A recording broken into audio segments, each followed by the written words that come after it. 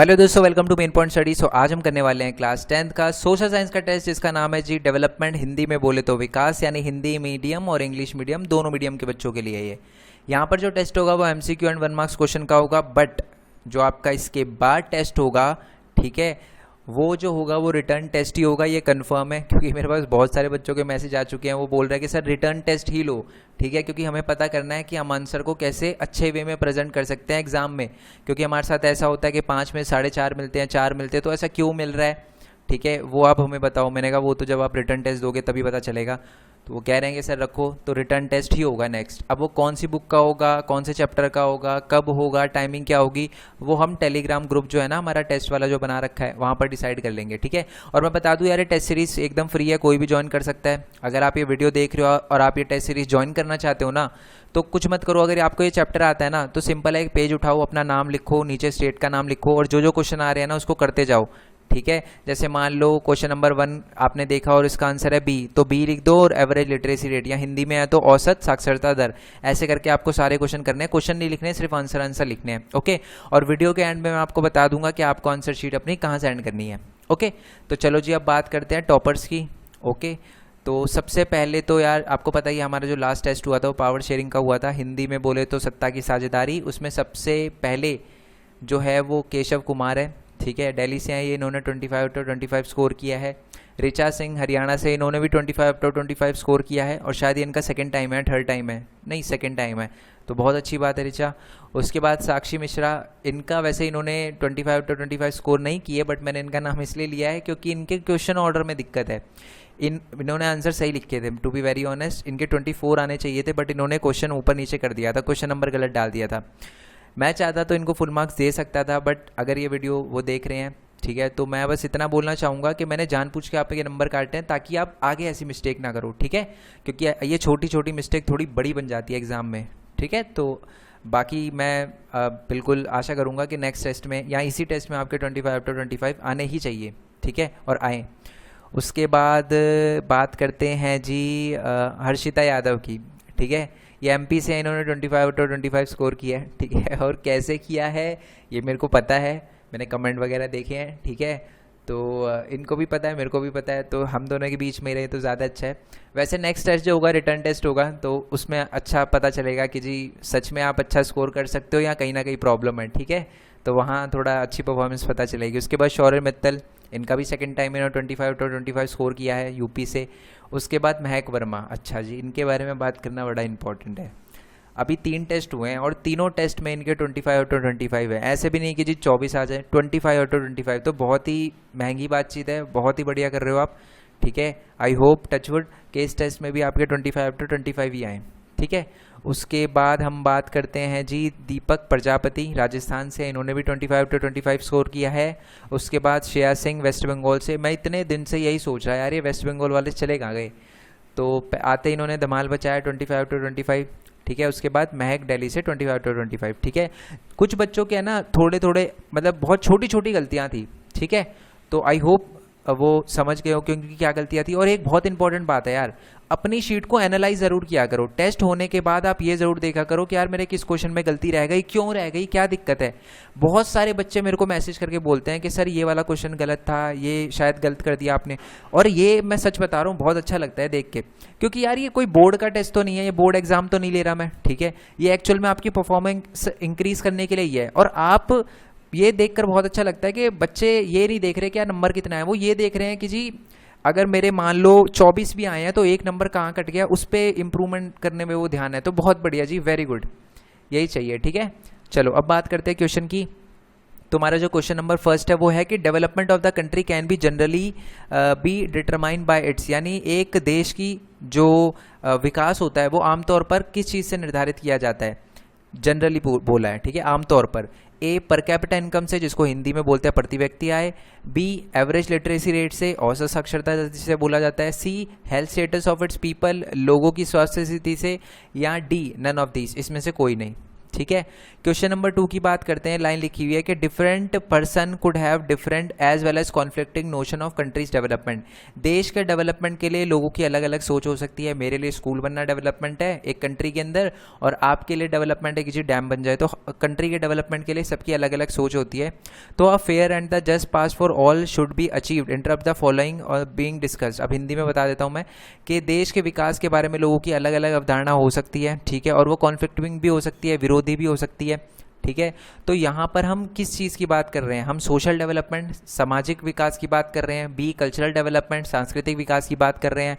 सी national development या राष्ट्रीय विकास की बात कर रहे हैं। या डी आर्थिक डेवलपमेंट, या सॉरी आर्थिक डेवलपमेंट कह रहा हूँ, इकोनॉमिक डेवलपमेंट, आर्थिक विकास की बात करें, ठीक है। चलो क्वेश्चन नंबर 3 की बात करते हैं कि कंट्री, ध्यान से सुनना, ऐसे जो पॉइंट होते हैं ना बच्चे थोड़ा मिस्टेक कर देते हैं, तो ध्यान से सुनना है वाला क्वेश्चन कि country with the higher income are dash then other with less income. यानी जो हायर कंट्री होती है ना, जो जिनकी हायर लेवल ऑफ इनकम होती है, वो क्या होती है? डैश होती है इससे। Less income country, less income जो अर्निंग कंट्री होती है ना, जिसके पास लेस इनकम होती है, ठीक है, और जिसके पास ज़्यादा इनकम होती है, तो ज़्यादा इनकम वाली जो कंट्री होती है ना, वो क्या होती है? वो लेस डेवलप्ड होती है, वो मोर डेवलप्ड होती है, वो लेस स्ट्रांग होती है, वो मोर ऑर्गेनाइज्ड होती है। यानी जो कम आय वाले देश की तुलना में जो अधिक आय वाले देश है वो डैश है। क्या है जी? कम विकसित है, अधिक विकसित है, कम मजबूत है, या अधिक संगठित है। क्वेश्चन नंबर 4 की बात करते हैं कि total income of a country divided by its total population is known as. यानी देश की कुल आय को जब उसकी जनसंख्या से भाग कर दिया जाता है तो क्या निकलता है जी? ए पर कैपिटा इनकम, पूंजीगत आय, बी नेशनल इनकम, राष्ट्रीय आय, सी पर कैपिटा इनकम, प्रति व्यक्ति आय, या डी जीडीपी। और जीडीपी की फुल फॉर्म लिख दोगे तो ओहो हो मजा ही आ जाएगा, ठीक है। क्वेश्चन नंबर 5 की बात करते हैं। ओके 4 के बाद, हाँ जी 5 की बात करते हैं।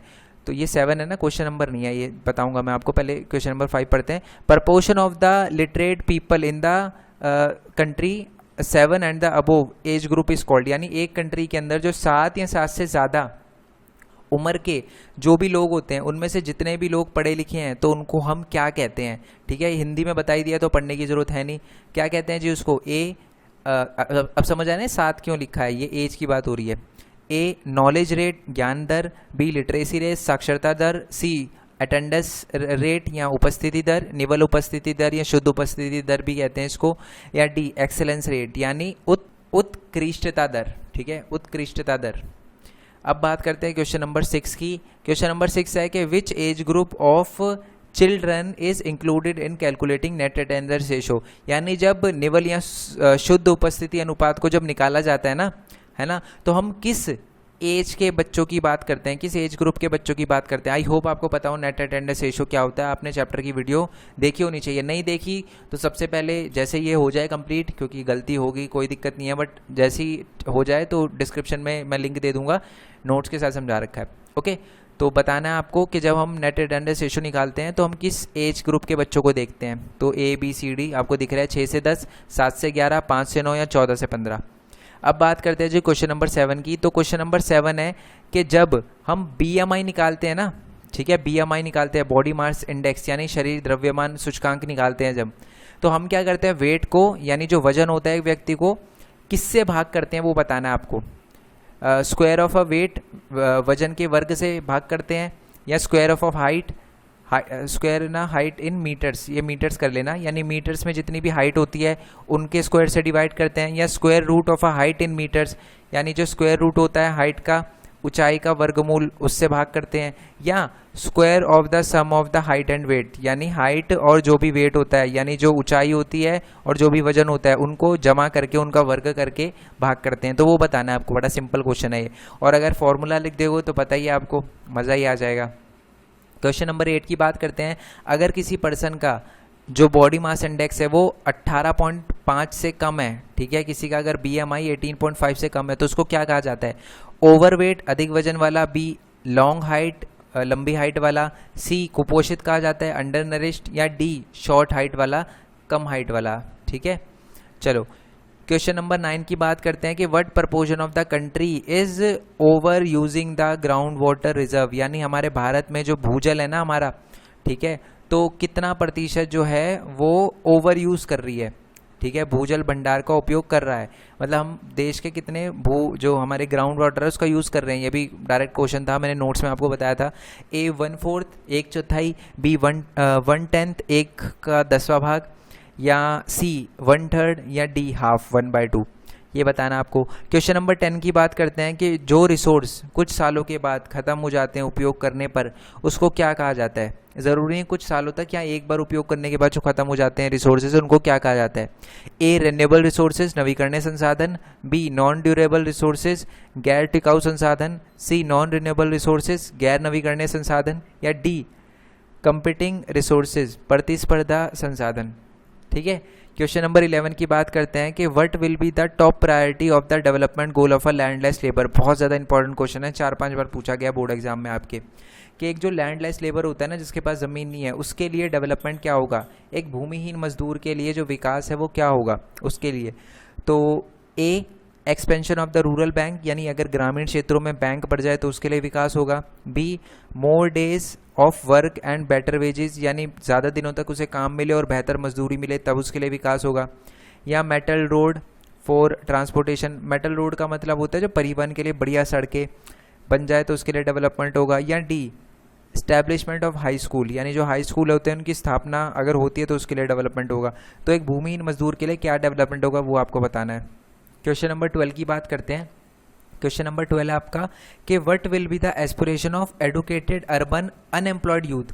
एक जो युवा होता है शहरों में, जो एक बंदा होता है शहर में जो बेरोजगार है, उसके लिए क्या एक तरह से कह सकते हो क्या एस्पिरेशन होगी उसकी, क्या मांग होगी, क्या आकांक्षा होगी उसकी। ठीक है, तो ए लिखा हुआ है कि an educated urban unemployed youth will aspire to a better opportunity in agriculture. तो एक पढ़ा लिखा बंदा जो होगा शहरों में जो बेरोजगार होगा वो ये चाहेगा कि उसको खेती बाड़ी में थोड़ा अच्छी अपॉर्चुनिटी मिले। या बी वो ये चाहेगा कि जो गवर्नमेंट जो है उसकी लाइफ में हर स्टेप में उसको थोड़ा आगे बढ़ने में मदद करे। या वो सी वो ये चाहेगा कि उसे जॉब मिल जाए, बढ़िया जॉब अपॉर्चुनिटी मिले जहाँ पर जो भी उसने पढ़ाई वगैरह करी है ना, ठीक है, एडुकेटेड है वो, तो जहाँ भी उसने जितनी भी पढ़ाई कर रखी है उस पढ़ाई का यूज़ करके उसको जॉब मिल जाए, वो ये चाहेगा। या वो ये चाहेगा कि जी खाली टाइम में अपनी ऐशो आराम भरी ज़िंदगी बिताए, मतलब मनोरंजन वगैरह नेटफ्लिक्स वगैरह का सब्सक्रिप्शन मिल जाए फ्री में तो वो खुश हो जाएगा। तो क्या चाहेगा एक एडुकेटेड जो आप कह सकते हो कि अर्बन अनएम्प्लॉयड यानी बेरोज़गार बंदा, शहरी बेरोज़गारी बंदा। ठीक है, क्वेश्चन नंबर 13 की बात करते हैं कि इसमें से जो भी औसत आय यानी एवरेज इनकम के बारे में सही बात लिखी हुई है ना वो आपको बतानी है। ए लिखी हुई है कि तो average income of a country mean the total income of a country, यानी औसत आय का मतलब होता है देश की कुल आय। क्या ये सही है? बी की बात करते हैं। बी लिखा हुआ है कि the average income of a country is the income only employed people, यानी एक देश के अंदर जो भी एम्प्लॉयड यानी काम करने वाले लोग होते हैं ना उनकी आय को क्या औसत आय कहा जाता है। या कुछ यहाँ सी की बात करते हैं the average income is same as the per capita income, या जो एवरेज इनकम होती है उसको पर कैपिटा इनकम यानी औसत आय ही प्रति व्यक्ति आय है, ये सही लिखी हुई है। या पॉइंट नंबर डी की बात करते हैं the average income include the value of property held, या जो प्रॉपर्टी होती है, ठीक है, जो प्रॉपर्टी होती है एक बंदे के पास उसको माना जाता है या उसको उसका मूल्यांकन को माना जाता है जी एवरेज इनकम। ठीक है, क्वेश्चन नंबर 14 की बात करते हैं। क्वेश्चन नंबर 14 है जी हमारा कि इसमें से सही बात बतानी है आपको, जो डेवलप कंट्री के बारे में सही बात लिखी हुई ना वो बतानी है आपको। ठीक है, कि 1 2 3 4 ये 4 पॉइंट लिखा हुआ है, तो आपको बताना है कि इन चारों में से कौन सा पॉइंट सही है। किसके बारे में? आधुनिक दुनिया में विकसित देशों के बारे में, यानी आधुनिक दुनिया में हम विकसित देश किसको मानते हैं वो बताना है आपको। तो ए पॉइंट लिखा हुआ है country which have accumulated huge amount of wealth and always secure the future of their citizen, यानी जो भी देश जिनके पास बहुत ज़्यादा धन है जो अपने नागरिकों के भविष्य को सुरक्षित कर सके उनको विकसित माना जाता है। ठीक है, बी लिखा हुआ है कि वो देश जिनका जो नंबर है ह्यूमन डेवलपमेंट इंडेक्स में उन सबसे ऊपर है क्या उसको डेवलप्ड माना जाता है। ठीक है, यानी जो मानव विकास सूचकांक है ना, जो भी देश इसमें सबसे ऊपर है उनको विकसित माना जाता है। या सी की बात करते हैं कि only the rich country are consider, यानी जो पैसे के मामले में जो बहुत ही ज़्यादा अमीर कंट्री होती है जो कुछ भी चीज़ खरीद सकती है चाहे वो मटीरियलिस्टिक हो या नॉन मटीरियलिस्टिक, तो उसको कहते हैं हम जी क्या डेवलप देश, विकसित देश। या D, Japan is a rich country there for it is develop, या जापान जो है एक रिच कंट्री है, यहाँ से डेवलप माना जाता है। तो इन चारों में से कौन सी लाइन जो है वो सही लिखी हुई है एक मॉडर्न डेवलपमेंट के पॉइंट ऑफ व्यू से, वो आपको बताना है। टफ बनाया इस बट थोड़ा सा मैंने, लॉजिकली टफ है, वैसे तो ईजी है बहुत ज़्यादा, बट क्वेश्चन समझने में आपको थोड़ा सा टाइम लग सकता है। अब बात करते हैं जी क्वेश्चन नंबर 15 की, कि money can not buy all the goods and the services that you need to have a good life. मतलब पैसा आपको वो सब चीज़ें खरीद कर नहीं दे सकता जो आपको एक अच्छी ज़िंदगी जीने के लिए चाहिए, ठीक है। तो नीचे कुछ चीज़ें लिखी हुई है, तो आप में से उसको ये बताना है कि कौन कौन सी ऐसी चीज़ें हैं जो आप पैसे से नहीं खरीद सकते। A, full protection from the infectious disease, यानी जो संक्रामक रोग होते हैं उनसे आप नहीं बच सकते पैसे से। या हाई क्वालिटी एडुकेशन, या उच्च गुणवत्ता वाली शिक्षा, ठीक है, वो आप पैसे से नहीं खरीद सकते। या सी, अ लग्जरी होम, जो एक बड़ा लग्जरी होम आप पैसे से नहीं खरीद सकते। या a pollution free atmosphere in every part of country, या पॉल्यूशन फ्री एनवायरनमेंट आप नहीं खरीद सकते। तो इसमें से ऐसी कौन सी चीज़ है जो आप पैसों से नहीं खरीद सकते, तो इसमें से बताना है ए, बी, सी या डी। ए में लिख रखा है 1 और 2, यानी ये दोनों चीज़ें आप पैसे से नहीं खरीद सकते, तो ऐसे ही बताना है इसमें से क्या होगा, ए, बी, सी या डी, ये वाला, ठीक है। उसके बाद बात करते हैं जी क्वेश्चन नंबर 16 की। तो क्वेश्चन नंबर 16 है आपका कि जी HDI, यानी जो ह्यूमन डेवलपमेंट इंडेक्स है, ठीक है, वो किस चीज़ पर ज़्यादा फोकस करता है, यानी जो मानव विकास सूचकांक है वो किस चीज़ पर ज़्यादा फोकस करता है। जीवन प्रत्याशा, लाइफ एक्सपेक्टेंसी, हेल्थ पे, स्वास्थ्य पे, सी पर कैपिटा इनकम, प्रति व्यक्ति आय पे, या डी इनमें से सब। यानी जो हमारा मानव विकास सूचकांक है क्या वो चारों पे करता है या इन तीनों में से जिस पे भी करता है वो आपको बताना है, ठीक है। क्वेश्चन नंबर 17 की बात करते हैं कि 50 साल बाद सबसे ज़्यादा प्रॉमिसिंग या आशाजनक जो सोर्स होगा किसका, एनर्जी का, वो कौन सा होगा, petroleum, solar energy, coal based energy या फॉरेस्ट प्रोडक्ट। तो इनमें से ऐसी कौन सी चीज़ है जो 50 साल बाद सबसे ज़्यादा विश्वसनीय होगा और सबसे ज़्यादा आशाजनक होगा, उसका सबसे ज़्यादा यूज़ किया जाएगा, तो ये बताना है आपको। क्वेश्चन नंबर 18 की बात करते हैं, pick out the cause below the enhance the environment degradation. ध्यान से सुनना, एनवायरमेंट डिग्रेडेशन, डिग्रेडेशन का मतलब क्या होता है, पर्यावरण को नुकसान पहुंचाने में इनमें से कौन सी चीज़ अहम भूमिका निभाती है, ठीक है। क्या प्लांट लगाने से एनवायरनमेंट जो है वो ख़राब होगा, क्या फैक्ट्री से निकलने वाला जो कूड़ा है अगर उसको हम ढंग से रखना और उसको मैनेज वगैरह करें तब क्या ज़्यादा नुकसान होगा पर्यावरण का, या अगर हम प्लास्टिक बैन कर दे तब ज़्यादा नुकसान होगा पर्यावरण का, या अगर हम ट्रैक्टर वगैरह को, कारों वगैरह को, जितना भी वो धुआं निकाल रही है उनको लगाने दे और कोई भी उन पर लिमिट ना लगाए तो क्या तब होगा हमारा पर्यावरण का नुकसान, तो वो बताना आपको। क्वेश्चन नंबर 19 जो है फिलिंग द ब्लैंक्स है, इसमें आपको ये बताना है कि dash is a comprehensive term which include increase in the real पर कैपिटा इनकम। मतलब जो डैश है ना एक व्यापक शब्द है जिसमें हम प्रति व्यक्ति आय या लोगों की आय में वृद्धि होती है, जीवन स्तर बढ़िया होता है, गरीबी कम होती है, लोग पढ़े लिखे बनते हैं, अपराध कम होता है। तो इनमें से ऐसी कौन सी चीज़ है जिसको, मतलब कौन सी चीज़ है जिसमें ये सारी की सारी चीज़ें इंक्लूड होती है, ये बेसिकली एक चीज़ की डेफिनेशन है, पता ही होगा आपको यार। क्वेश्चन नंबर 20 की बात करते हैं कि dash indicate the number of the years a new born is expected to live. यानी डैश जो एक जो नॉर्मल पर्सन होता है ना, जो बच्चा पैदा होता है तो वो कितना जिएगा, ठीक है, एक्सपेक्टेड लाइफ, तो उसको क्या कहा जाता है। हमारे इंडिया में एक्सपेक्टेड लाइफ कितनी है कि जी एवरेज बंदा इतना जीता है, तो उस वर्ड को क्या कहा जाता है वो बताता है। हिंदी में भी वही कि एक नवजात बच्चा जो वो कितने वर्षों तक जीवित रहता है उसकी आशा होती है, तो उसको हम क्या कहते हैं वो आपको बताना है।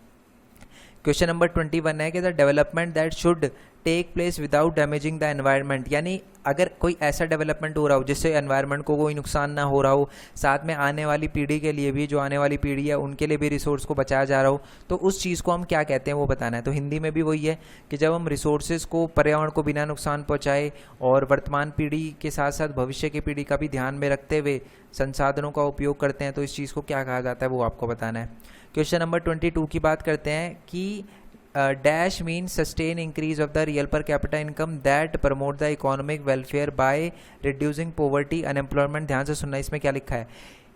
डैश का अर्थ है वास्तविक प्रति व्यक्ति आय के निरंतर वृद्धि जो गरीबी और बेरोजगारी के आय के वितरण को असमानता में कमी करे और आर्थिक कल्याण करे। तो इसमें है ना एक तरह से ये भी एक तरह का विकास है, डेवलपमेंट है, बट वो कौन सा स्पेसिफिक किस टाइप के डेवलपमेंट की बात की गई है वो आपको बताना है, ठीक है।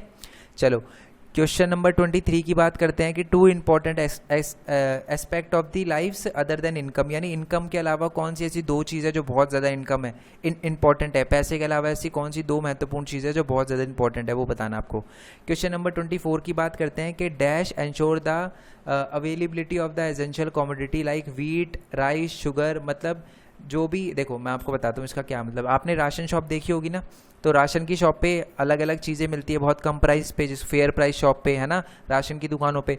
तो उस सिस्टम को ना एक नाम दिया गया है, तो उस सिस्टम का क्या नाम है वो बताना है। आई होप आपको पता हो कि जो राशन की दुकानों पे थोड़ा कम प्राइस पे जो फूड दिया जाता है ना, खाने की चीज़ें, ठीक है, और गेहूँ, चावल, ये सारी की सारी चीज़ें कम प्राइस पे दी जाती है, तो ये एक सिस्टम के तहत होता है। तो सिस्टम का क्या नाम है वो बताना। ये 9th क्लास में भी आपने पढ़ा था चैप्टर नंबर 3 में, फूड सिक्योरिटी वाले में, food security in India. Question number 25 की बात करते हैं। बेसिकली इस बार क्वेश्चन नंबर 2 क्वेश्चन है, यानी 26 है क्वेश्चन, ठीक है, क्योंकि ये बहुत ज़्यादा इंपॉर्टेंट लग रहा था मेरे को, इसलिए मैंने इसको इंक्लूड किया। क्वेश्चन नंबर 25 है कि economic development is wider term compare to human development, यानी इकोनॉमिक डेवलपमेंट है वो ज़्यादा बड़ा है, ह्यूमन डेवलपमेंट छोटा है, यानी मानव विकास जो है वो छोटा है और आर्थिक विकास जो है वो ज़्यादा बड़ा है। तो क्या ये बात सही है या गलत है वो बताना आपको। क्वेश्चन नंबर 26 है कि Kerala has low infant mortality rate, यानी केरला में शिशु मृत्यु दर, अब अगर आपको पता है ना कि IMR क्या होता है तो बताना मेरे को डिस्क्रिप्शन में, तो इसका आंसर तो डिस्क्रिप्शन में बताना कि क्या केरला की IMR कम है, येस या नो, ये बताना आपको, ठीक है।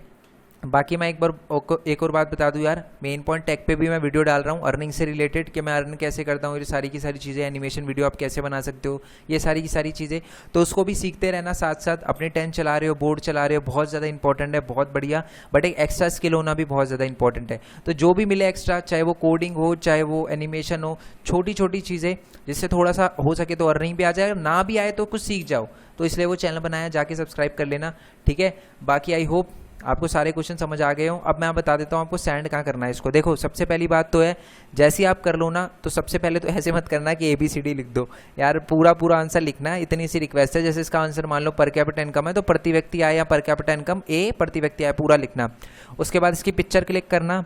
टेलीग्राम अगर आपने डाउनलोड कर रखा तो ठीक है, नहीं तो प्ले स्टोर से टेलीग्राम एक ऐप डाउनलोड कर लो। दी बेस्ट ऐप है और सबसे ज़्यादा सेफेस्ट है, ठीक है। व्हाट्सएप इतना ज़्यादा सेफ नहीं है जितना वो है, व्हाट्सएप को बंदे हैक कर लेते हैं, बट उस पर ऐसी कोई दिक्कत नहीं है। उसको डाउनलोड करो, उसको डाउनलोड करने के बाद सर्च पे लिखना मेन पॉइंट स्टडी, ठीक है, मेन पॉइंट स्टडी 10th लिखना। आप जाओ उस चैनल पे, उसको ज्वाइन करो। ज्वाइन करने के बाद एक डिस्कशन का ऑप्शन आएगा, ठीक है, तो उस डिस्कशन वाले ऑप्शन पे क्लिक कर देना, तो आप ग्रुप पे आ जाओगे, वहाँ पर अपनी आंसर शीट डाल देना। अभी डायरेक्ट ही नहीं डाल पाओगे, ठीक है, मैं मैसेज कर दूंगा, 8:30 पे हमारा मैसेज ऑन होता है, तब वहाँ पर आप अपने मैसेज वगैरह कर सकते हो, शीट वगैरह सेंड कर सकते हो, और आपके पास सिर्फ 5 मिनट होंगे। 8:35 या 40 तक हम बंद कर देंगे वो मैसेज, फिर आप अपनी शीट सेंड नहीं कर पाओगे, ठीक है। तो मिलते हैं नेक्स्ट टेस्ट में, रिटर्न टेस्ट में। डेट वगैरह, टाइम वगैरह हम वहीं पर पोल वगैरह करके डिसाइड करेंगे, ठीक है। तो चलो जी, मिलते हैं नेक्स्ट वीडियो में, तब तक के लिए जय हिंद, जय भारत, वंदे मातरम। Thanks for your support, bye bye.